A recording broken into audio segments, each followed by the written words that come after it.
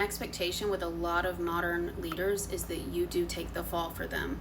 I remember working somewhere where the boss had made a decision and one of my peers was like, oh, how do I convey this to our team? Because like really the truth is that leadership just changed and I know they're not going to like it. And I was like, well, why don't we just tell them the truth? Why don't we just tell them to change it? She was like, because our job is to take the fall for them.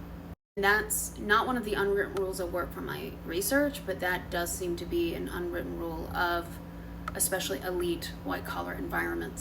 It's certainly tied to the right to comfort that I talked about in the last video.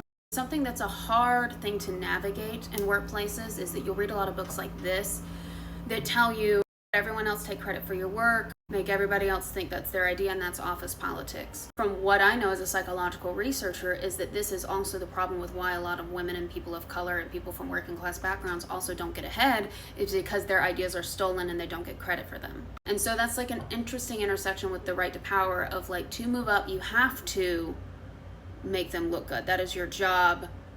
What isn't in your job description, but that's essentially what they hired you to do. And if you have a good leader, they should recognize your work and pull you up with them. Very often for people who are already marginalized in some way, it's a double-edged sword.